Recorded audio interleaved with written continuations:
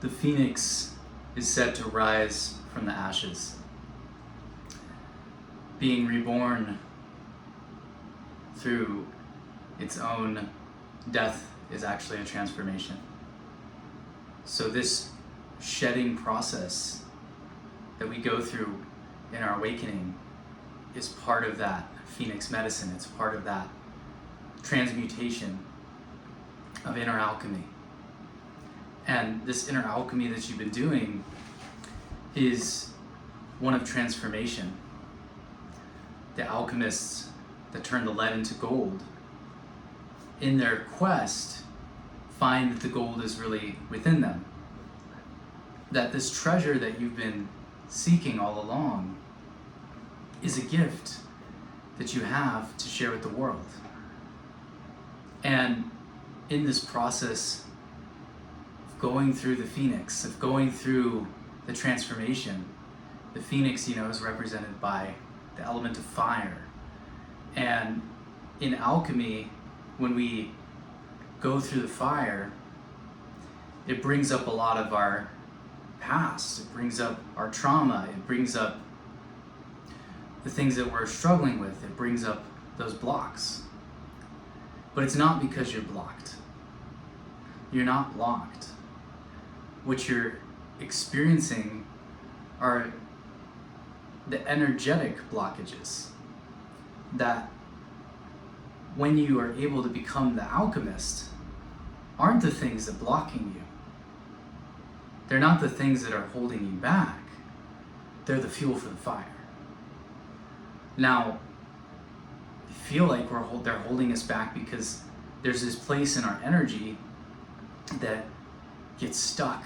Like if you've been feeling stuck, it's because these parts of you, these parts of your inner child are coming up for healing. These parts of your past are coming up for forgiveness. And as you're able to find that compassion for yourself, as you're able to find that sense of forgiveness, you're able to let go of holding yourself hostage to those belief systems and realities. So as a starseed, like, the reason you don't fit the mold is because you're meant to create a new one. And so those things that have seemingly been the very things that have been holding you back are actually your greatest gifts. And when we go into them, when we bring our awareness inward, we shift out of the rat race. We shift out of the carousel. We shift out of constantly looking and reacting to what's going on around us, because we slow down enough into the breath, into our awareness, or into meditation or prayer or whatever you want to call it, of that place when you just slow down enough. And obviously we know being in nature helps this, but you can do this anywhere. You can do this in your room when you wake up. The other day, excuse me if I'm not saying his name right, but I believe his name is Abdul, who was the teacher of Neville Goddard. This book that was about him popped up the other day. The author's name is Wallace. I can't remember his last name, but in the story, they were conveying, what were they conveying? Oh, that basically Abdul was giving this parable that when you wake up in the morning and you pray or you meditate and you bring your awareness inward and you connect to Creator, you connect to Source, and you get quiet enough to hear the still small voice speaking within you, giving you guidance, giving you encouragement, giving you support, giving you the inspiration that you need to take the next step forward, and you get into a thanksgiving. You get into that gratitude, you open your heart, you connect. It's like tuning your instrument. So everything that after that comes in the song of your life, afterwards, well, every song has its discord. That's part of what makes music beautiful, is harmony that moves between a bit of chaos, right? It moves between a tension. There's emotion. That emotion in music that we like is not just the harmonies, it's the harmonies that are in contrast to the tensions that build in that song. And life is has that chaos, right, that we all experience. But when you tune yourself as an instrument of the divine, first thing in the morning when you wake up, you're tuning into your own consciousness, not into the external, and then you're allowing that state of attunement in your own consciousness to determine how you show up and respond rather than react to your world, which allows you to become, as you know this, the conscious creator, becoming conscious of the power of creation in your life and participating consciously in that process of creation in your life is being the alchemist, right, of your reality, of yourself. And basically what he was talking about is as the chaos of your day comes, that discordancy comes, because you've already tuned your instrument, you can adjust to the song of life. So no matter what life brings you, your instrument's in tune, so you can play along. It might be a little bit of an adjustment, it might be a little bit of a challenge, but you're already in tune, so it's not that big of a deal. You can move into a different chord, you can move into a different part of the orchestra of life, a different chorus in the song, if you will. But if you don't tune your instrument, he related that to now the chaos has come and you're out of tune. So now you're trying to tune your instrument while the song has already changed. So while everybody's playing along, even if they're playing chaotically, you're having to tune your instrument in a way to catch up. And Abraham talks about this, Abraham Hicks talks about this as momentum, which I really enjoyed a lot of their channelings in the past. And what I experienced with this is that basically momentum is the movement of that music in your life. And that when you are tuned in, you can get ahead of that momentum. But if you don't, you're kind of at a whim to that momentum. It's a lot harder to tune yourself while it's already happening. So that's why getting ahead of it, tuning yourself as this instrument, is so key to unlocking these gifts that you've had. So they're not blockages, they're invitations to growth. They're these places that show us the constriction so that we can expand. We came here for expansion. And so not giving into that, not giving into all the doubt and questioning whether or not other people are going to receive your gifts. This is something that I've gone through recently, is realizing that I need to let go of trying so hard to help people. Because when you try to help people, there's a level of trying too hard, and there's a level of people pleasing. So you're more focused on how you can help them than actually just being relaxed in being yourself and being connected to source so that your gifts can naturally flow through you in a state of enjoyment where you're not so focused on trying to help them. You're just being yourself. And when you are being yourself and being connected to that, you can't help but help them. Because you're an uplifter. Because that's what inspires people, is seeing you inspired, seeing you following your joy, following your bliss. So these challenges where people didn't understand you and like you have these influences in your life, these authority figures, the media, your parents, society, school, work, whatever, all telling you that it's not okay for you to be the way that you feel you should be naturally, that you should be a certain way or else you're not going to make it in the world.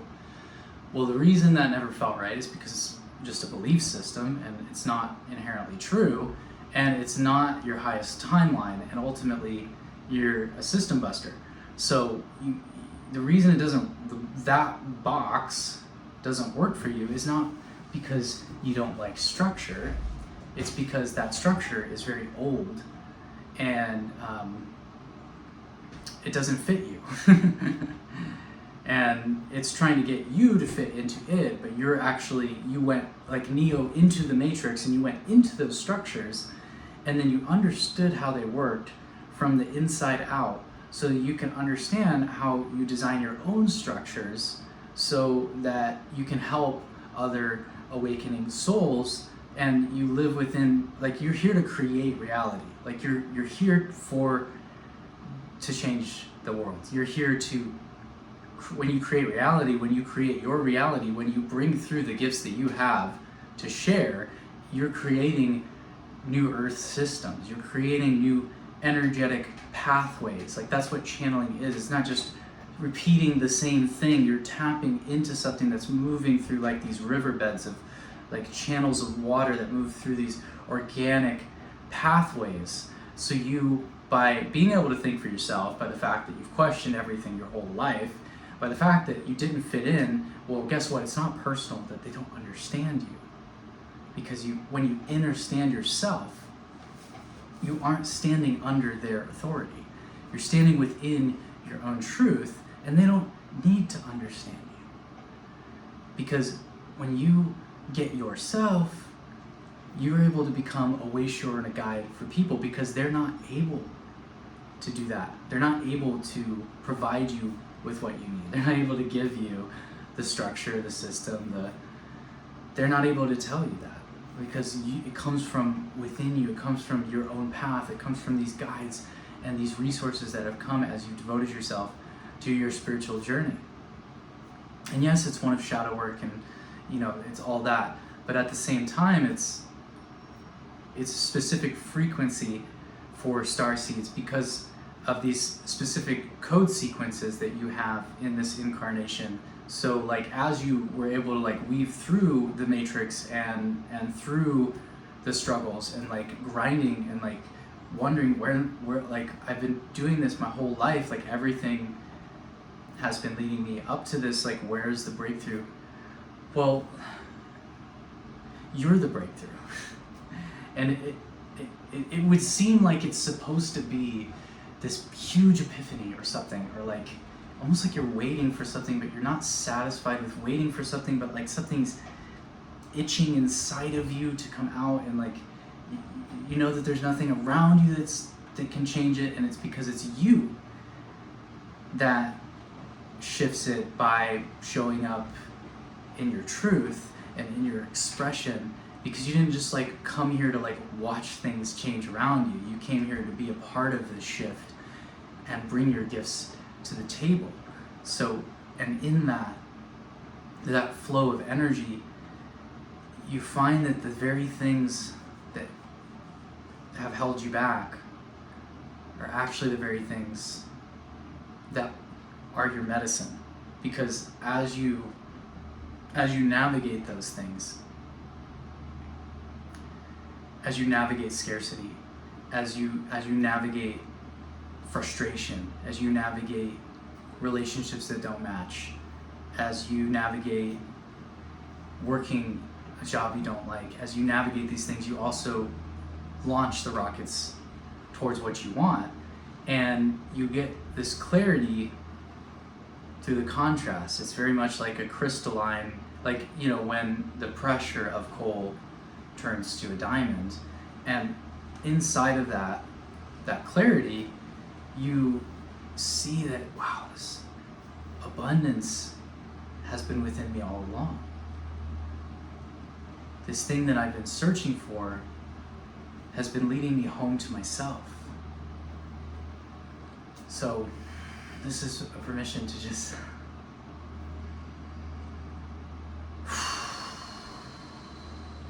take a breath, let go, and come home to yourself, come home to your heart, and recognize you're not cursed, you are blessed.